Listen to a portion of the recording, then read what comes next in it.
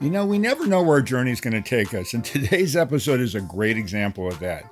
Way back in 1966, Mrs. Vital, and I'm sure I'm pronouncing the name wrong, so I'm going to just go by her first name, Henriette.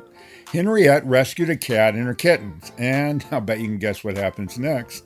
The word got out that she was the cat lady, and loving cats, she really did become the cat lady. In today's episode, Paula Combs, she joins me. Now, she's a volunteer on Poezenboot, and sometimes better known as the cat boat. And by the way, doesn't it kind of sound like Puss in Boots? Anyways, Paula's an expat living in Amsterdam and an avid animal advocate. So she found out about the cat boat, and well, the rest, it's history. Now, to go back in time again, when Henriette became the cat lady and the word got out, the number of cats she rescued grew so much that she bought a boat on one of the many canals in Amsterdam. Now, I want you to pause for a second. A boat for cats. That's right, cats living on a boat. Anyways, well, you know how these animals just love the water, right? Not. But they actually do really love the boat. And then eventually, the boat became a legitimate animal sanctuary. Now, years ago, Henriette passed away, and a very young volunteer took the reins. And today, Judith, that young volunteer with a huge heart, runs the show. Now, it's not just a boat with a bunch of cats around, it's so much more. The boat has been completely outfitted as an animal shelter for cats, and they are in cat heaven. Anyways, even more special, it's actually become an attraction, and people from all over the world visit the cat boat to see the cats in action, and also to help out in any way they can by donating or adopting their newfound feline. So get ready as you hear the story of Poezenboot, and you're going to love it.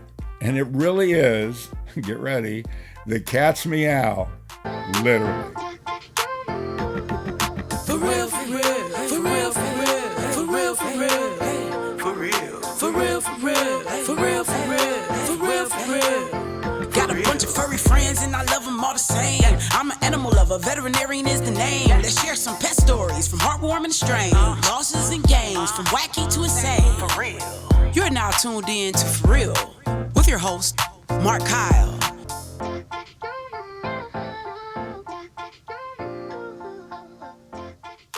Hey, everybody, and welcome back to the For Real Podcast. Today, my guest is Paula Combs. Paula, welcome to the show. I'm excited to talk to you. Thank you. I'm excited to be here. So, for you guys listening, Paula's in Amsterdam, but you can tell that she's got an American voice. So let's start with you, Paula, and your background and how you ended up being where you are, and talk about the cat boat. Sure. So I came to Amsterdam about 6 years ago, but I started visiting about 20 years ago. My grandfather was Dutch. And so I originally came to the country to look for family and just sort of fell in love with it in the process. And then after moving here, my background, I worked at a vet for a little bit when I was younger, but have always sort of volunteered for shelters or helped with rescuing animals. And then, I found out about the Poezenboot, which is the cat boat in English. And I sent them some info on me and they said, all right, come on in. And then it's been a nice partnership ever since. And so it'll be about 3 years since I've been volunteering. So my question is, every time I see the Dutch word, because I want to say de Poezenboot or whatever it is, but obviously my Dutch is really good. But it reminds me of Puss in Boots. Yes. It's the weirdest. Yeah. Do you hear that a lot when Yeah, people we come? do. Yeah. Well, so you mean I'm not that clever after all? I thought it was really clever. No, I think it's cute. I actually love hearing it because I love the movie. Yeah, exactly. So I'm going to go back a little bit though. So you worked at a vet. Have you always been a cat person, or are you just an animal person? Because you guys are all cats. Yeah, animal person for sure. I grew up with a lot of animals. We grew up with cats, dogs, birds, lizards, rabbits, even some chickens and a few turkeys.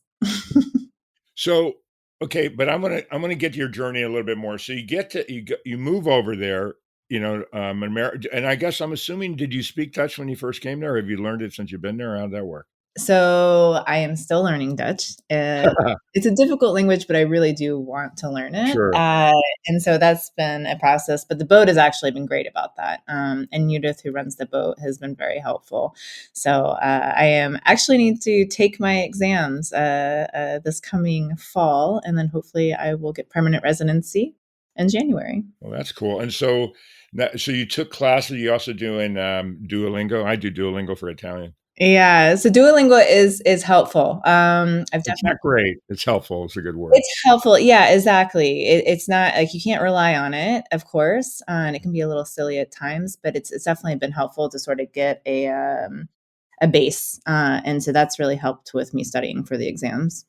Well, I think it's good for, it doesn't really teach you how to talk, even though it has you say the words and all that stuff. But I think it's good for vocabulary. Yes. And that's about it. I don't think if anybody wants to learn a language, I don't think it's the thing that's going to teach you the language. I think you got to be working on the cat boat, the Poezenboot's boat, and then being around people and all that kind of thing. Exactly. It's an element. Yeah, exactly. Learning's always good no matter what you're doing. Yeah. So you're there, and I know you're a big climber and all that kind of stuff, but how did you find out about the boat, and what brought you there? And then let's just move forward and talk about the boat. So the cat boat is pretty well known. It's been around since 1968. So I had heard about it, Mm-hmm. and I looked up information, and I looked up other rescues as well. There was just something that really drew me to the boat. I mean, yes, it has the uniqueness, but I had visited as well. And I think just the people and the shelter and the connection that I had, I really wanted to volunteer specifically for the Poezenboot. So that's how I ended up there. And yeah, just research looking it up. Who would have thought 3 years ago you'd be the cat girl and being on a podcast talking about that? I know. So communications and marketing were my career before I've moved on to more like photography and other things. And yes, teaching climbing as well, as you mentioned. So I sort of became at first an unofficial spokesperson for the Poezenboot, and now it's a little bit more official. But yeah, I would not have guessed it. So when this comes out, the world knows you're the cat lady now. Yeah. I still prefer animal lady. I really do love all No, I'm sorry. You're now the cat. You're the cat lady now. You know what? I'll still use the cat lady badge proudly. So. Oh, cool. Okay, so let's talk about the boat. Of course, I'm always digging around trying to find different really cool stories about animals. And let's go back to, it was 1968 or 66 or something like that. Is that what it was? Yeah. Yeah, let's go there and go through it and let everybody know what a cool thing it is. Yeah, so the backstory is Mrs. Velda, who lived on a canal close by. There was a family of stray cats. She took them in, and then people kind of kept bringing her stray cats to take care of. Obviously, you can only fit so many cats into your home. So she really loved boats, and so she bought a boat. And then she outfitted it, so she could take care of the cats. And then that became full, so she ended up getting a second boat. And then in 1987, we became officially registered as a nonprofit organization.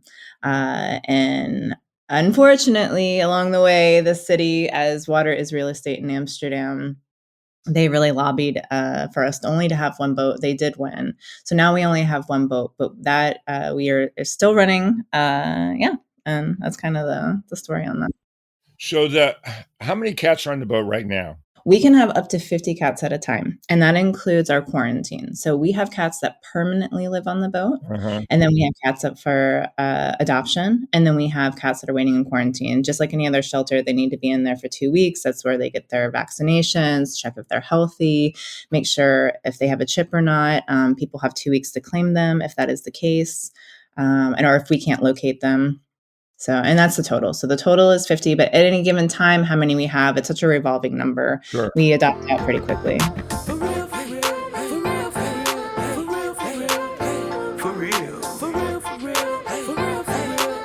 And we'll be right back.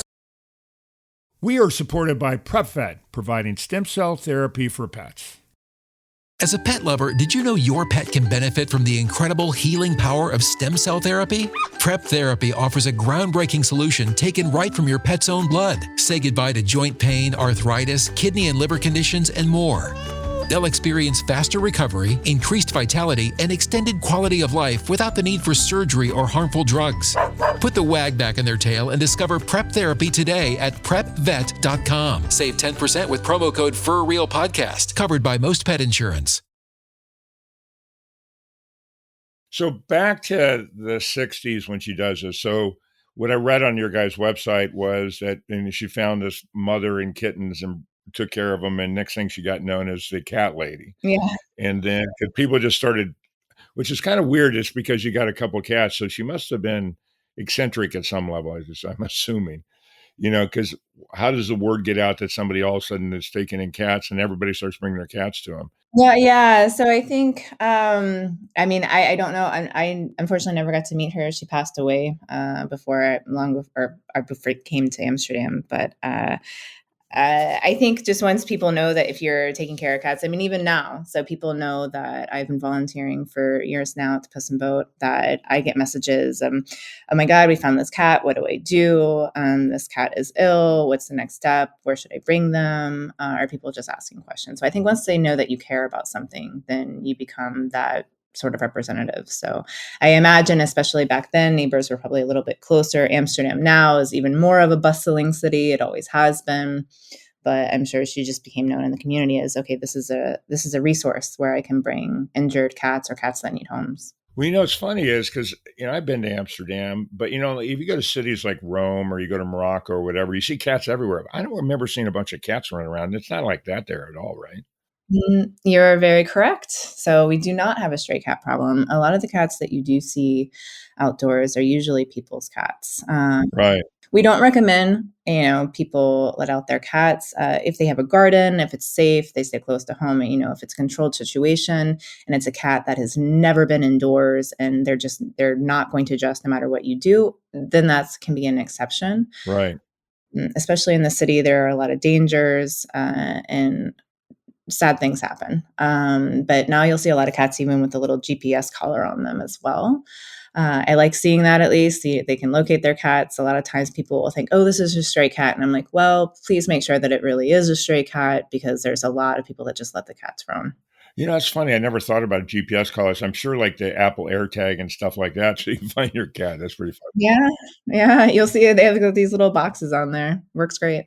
That's cool. So, but let's get back. So, Mrs. Vandeweed, or however you pronounce it. Mrs. Velda. And her first name was Henriette or something like that, right? Yes.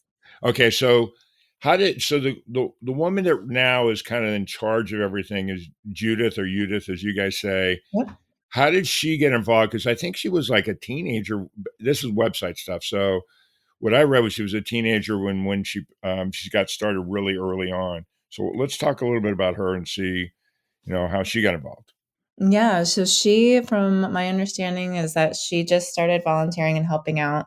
She knew Mrs. Velda and helped out with the boat, but also later helped out in her personal life as well. I think they became very close. They were like family, it sounds. And she started, first as just a volunteer, but became more and more involved and stayed involved throughout her life. And then when Mrs. Velda passed away, the boat was handed over to Judith and she took charge of everything. And that's been like 30 years ago or something like that. Yeah, it's been a while. I can't remember the exact date, but about 30 years sounds right. That's crazy. So let's talk about the boat, because one of the things, for everybody listening and for myself as well, when you kind of visualize a bunch of cats running around the boat, that's not really what it's like, because you guys it's custom fitted to be a shelter. So let's talk a little bit about that so people can kind of visualize it a little bit. Exactly. So just to give a real visual, I'll kind of walk you through, Yeah. Do an audio tour, let's say, is you walk into the boat and you'll see our office. And that's where we sort of check in people. And we have our own little sort of kitchen. And then you walk through and that's the actual shelter. And in the shelter, that's where we have our cages for the cats that are up for adoption. And then we have big wide open doors that opens up to what I like to call our catio. So Patio. yeah, it's their catio. It's their little private area where they can go. It's fully enclosed. There's a big cage up, but they can look out. And the ducks and the swans, they come up to the boat. We feed them as well. So they know to come to us. Oh, I bet the cats really like seeing those birds. Oh, they love it. They absolutely love it. We have so many visitors that come on the boat and say, "Oh, I would love to live here. It's a paradise." I'm like, Yeah.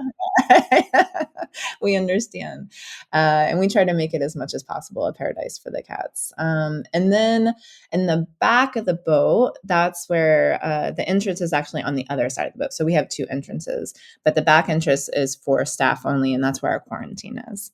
And then for the cats that live there, so we do have cats that live permanently on the boat. Those are the cats that have had a lot of issues with adoption, or they have special needs and things like that. So instead of continuing to put them back into the process where it just is not working, but they live happily on the boat, they are able to live there. Yeah. So, and I'm sure you hear this every day when you're there, is cats on a boat doesn't really make sense.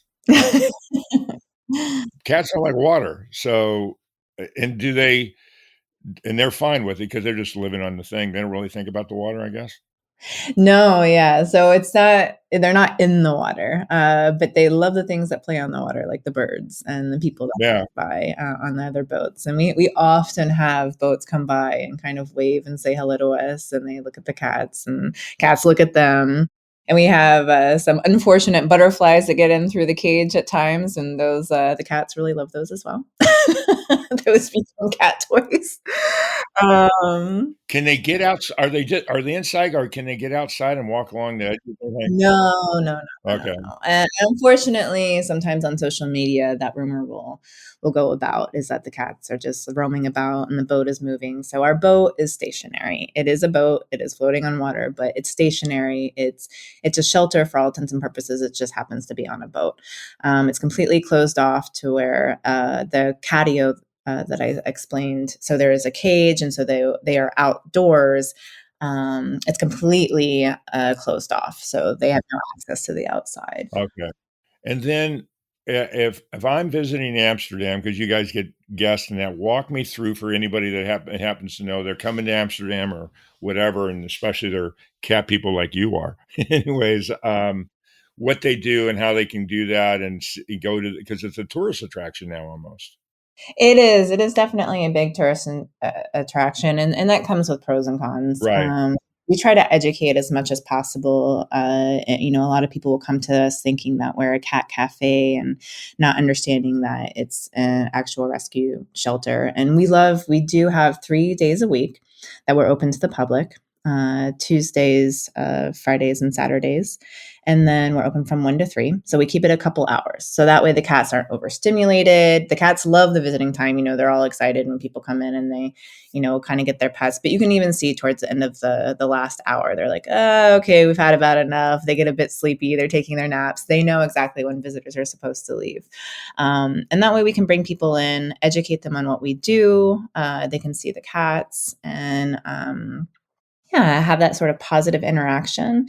But some people kind of come in, and it's they're wanting sort of the Instagram pictures, which Sure. That's okay. I get that, but it's also it's nice to be able to educate them and help them understand what an actual rescue shelter is. So do you have any like cool cat stories that come with the boat that you can think of, that for anybody that would be listening to be interested? Yes, definitely. So Come on, run a podcast. So one of my favorites. So we have usually around 6 to 10 what we call permanent residents. Judith likes to say she would never say they can't be adopted out, because if there is a special circumstance, say if there's a cat with special needs, like Beyaz. Beyaz is from Turkey. He was found by a rescuer and his eyes were infected. So she was able to pay for his surgery to have his eyes removed so he could survive, but she didn't have any room for him. So she called us and said, hey, are you guys able to take him on? And so we did. And of course, and he's been there. He was actually adopted out by a couple who did have experience with blind cats. They split up and neither one of them could take them. It was a extreme circumstance. And so we brought him back to the boat. And instead of putting him through that trauma and getting adoption again and getting adjusted. And he's super happy on the boat. He's one of the ones, I'm one of his people.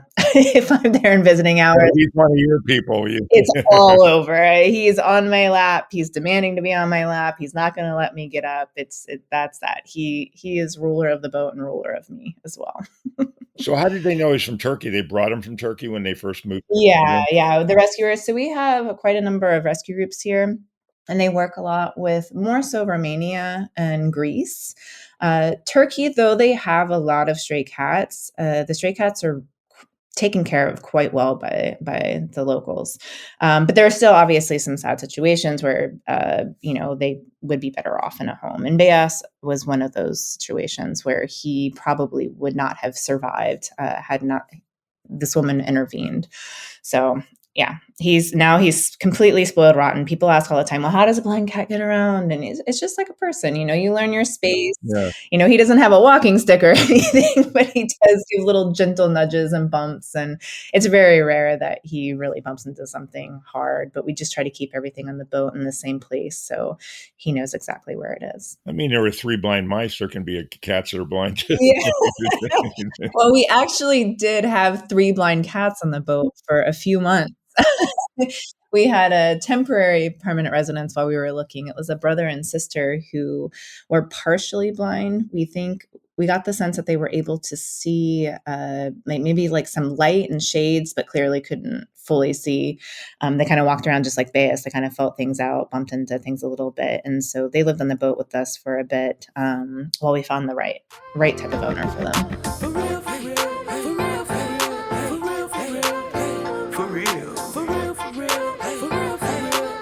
And we'll be right back. We are supported by purr-fect, providing stem cell therapy for pets. As a pet lover, did you know your pet can benefit from the incredible healing power of stem cell therapy? Prep Therapy offers a groundbreaking solution taken right from your pet's own blood. Say goodbye to joint pain, arthritis, kidney and liver conditions, and more. They'll experience faster recovery, increased vitality, and extended quality of life without the need for surgery or harmful drugs. Put the wag back in their tail and discover Prep Therapy today at PrepVet.com. Save 10% with promo code FurRealPodcast, covered by most pet insurance. So do you have vets that actually work with you and volunteer and do services for them? Or how does that, what do you guys do for that? We do. We have a relationship with a lot of vets and rescuers and behaviorists as well. The vets we work with obviously on a daily basis. We're constantly bringing in and out of cats that need to be vaccinated or spayed and neutered. And so we've worked out, special rates with them. We completely survive off of donations. So any kind of special relationships that we can work with the vets, Judith has done an amazing job with that. And I want to get into the donations thing here in a second, but I was just thinking a couple things, because I know you guys have some programs too, like spay and neuter programs and like that too. Can you tell people a little bit about that? Because at least that's what it says on your website. We do. So a lot of people will not get their cats spayed or neutered, and they still let them go outside. And part of the reason is, one is education, but the other is also cost. And so they don't have the funds. So we will help people. If someone is in need or not able to do that, then we help them with that. There are some situations where a cat can be neutered or spayed and released if they're an outdoor cat. Like a feral cat, or just a... Yeah, exactly. We do also take in feral cats as well if we have the space in the room to make them a permanent resident. One of our permanent residents, CP, he came in completely feral, 6 months old. He was so aggressive you could barely feed him, couldn't touch him. Right. Now he is 16 years old, our longest resident on the boat. Wow. And when the visitors come in for visiting hours, he is the first one to greet them at the door, wanting pets, gives his little silent meows. He's this big cat, striped tabby, and you would think he would just have this roar come out of him. But when he opens his mouth, it's no. He's the sweetest little meow. So he's come a really long way. And so we do work with cats to socialize them. So we say temporary permanent residents. Right. But it took him so long to adjust that all he's ever known is the boat. At this point, he's happy, and he really is the alpha cat. It's really interesting to see, because anytime we have sort of temporary residents that are female, they all flock to him. I joke and say he has a harem of wives. He has about 5 resident female cats that just, those are his wives. They will love on him. They make sure if he does do a little meow, if he sounds distressed, they're immediately at his side, and he does the same for them as well. So he's an alpha cat. He really is the alpha. Yeah. That's so I say funny. he's king of the boat of the cats, and Bass is king of the boat of people. He's more of a people cat. Oh, that's funny. So is it hard for you working there and you get this relationship with some of these cats and then they get adopted? Is that difficult or not? Yeah, it's bittersweet. It's always bittersweet working at a rescue. Yeah. Sometimes we get cats in that are very traumatized, and you're working with them, and little by little. One of my favorites was Tetya, which when you have like a ya at the end of something, it means more like little Ted, Tetya. And you couldn't really go near him, but he seemed so playful and sweet, but he would not let anyone near him. And if you ever threw a treat to him, he loved to, bat it with his paws, and he'd play with it instead of actually eating it. He wanted to play with it more than eating it. So I just knew there was hope for him. And one morning, it had been about 9 months. One morning I went in to do the cleaning shift and to feed them. And when I went in, the cats kind of come in and they greet you, and they're all lovey and excited. And I bent down, and all of a sudden I had Tetya rub against my hand. Wow. And I just couldn't believe it. It brought tears to my eyes. I was like, wait, this is Tetya, right? And I'm looking around because we did have one other cat that's also a tuxedo like him, the black and white. Uh-huh.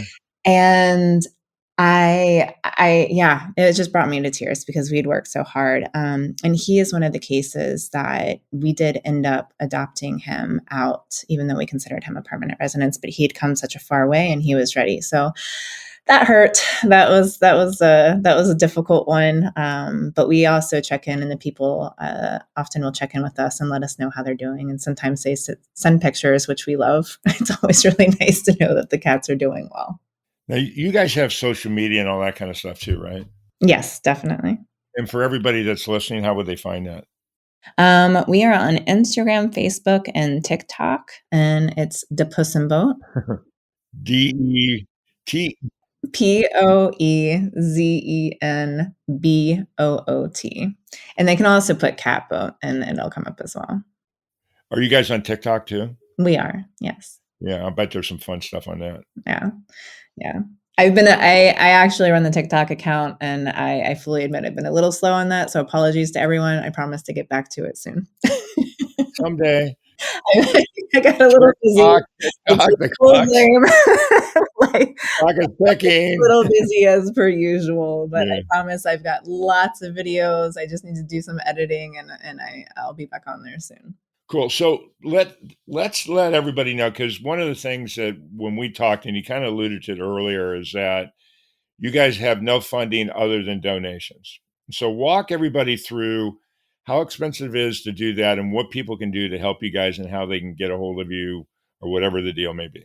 So you can imagine there's lots of vet bills, obviously. And sometimes there is medication that's needed for the older cats. Sometimes we have cats come to us that are terminal.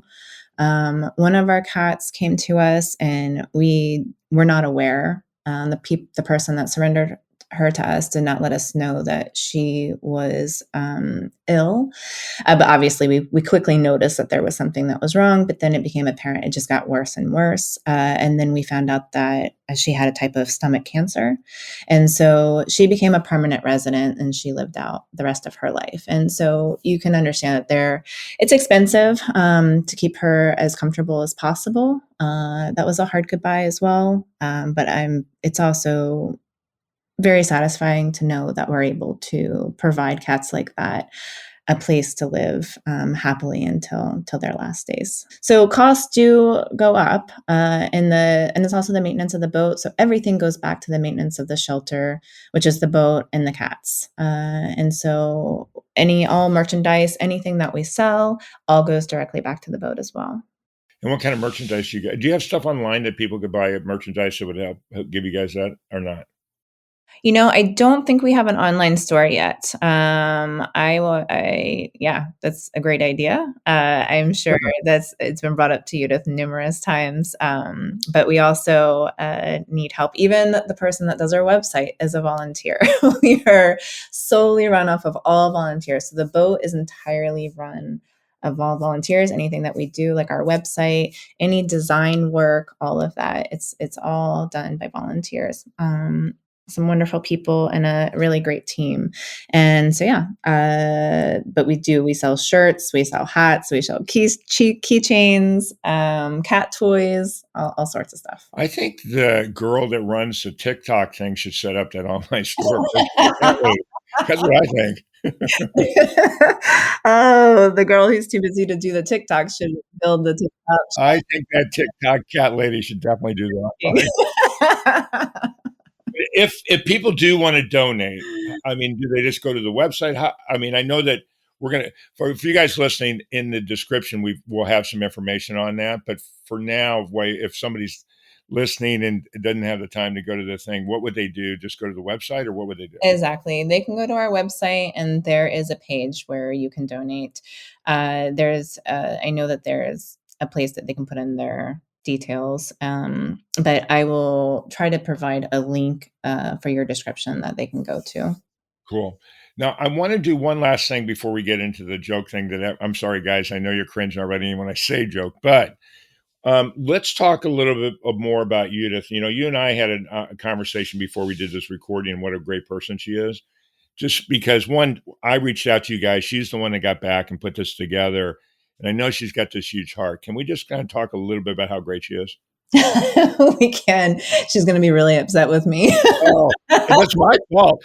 Judith, I'm sorry. The cat lady wanted me to do this. Yeah, she really does not like to take the credit, but she is really wonderful.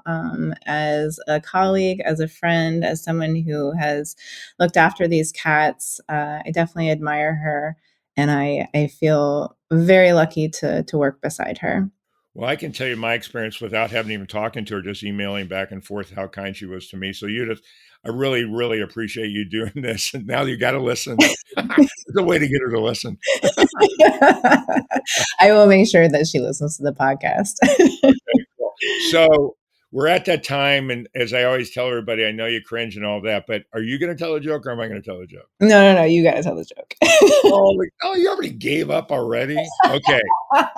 Okay, you tell one and I'll tell one. Okay, cool. So what's the difference between a cat and a comma? Like on a sentence, a comma. I don't know. You got to tell me. A cat has claws at the tip of his paws, but a comma is a pause at the end of a clause. Oh, I like it. I had to write that one down. There's no way I could ever memorize that. I love grammar jokes. Yeah. Okay, so it's your turn. Go ahead. All right. Why do cats like to lie on computers? Why do cats like to lie on computers? Yeah, Why? they're always lying on the computers. Anytime you're working, they lay across your laptop Yeah, why do they? to keep an eye on the mouse. Oh, I like that one. That's a good one. That's way better. I got another one for you. Want one? You should have you got another one? I got another one. Okay, cool. All right. Why are cats so afraid of trees? Why are cats so afraid of trees? Why? Because of their bark. See, I gotta hang out with your boyfriend. Him and I will get along I'm not great. really afraid of trees, so it's even worse. That's so funny, though. I love it. That's great. Okay, so for you guys listening, I know you're always cringing when we do these jokes, but as I always tell everybody, if you've got grandkids, your kids, even you, or your nieces, nephews, whatever, you want them to come on the show and tell a joke, I'd really appreciate it. Send me an email. I've had people on all the time. I'd love to have you guys on. Send the email to mkyle@thefurrealpodcast.com. And also, if you got great ideas for the podcast or just some information you want to give to me, please do it. And I respond to everybody. I really do. And I really appreciate it. Paula, thanks so much for being on the show. I can't tell you how much I appreciate that Judith and I introduced me to you, and you're on here. And so thanks for taking the time. My pleasure. Thanks for having us. And then for everybody else that's out there listening, thanks again. You guys are the ones that make this podcast. The reason we're able to get guests is because you guys. but really is really a great deal. And please keep following, listening, spread the word, because you guys make the difference. That concludes this episode of For Real with your host, Markakyle. For previous and future episodes of For Real, listen via all major podcast streaming sites.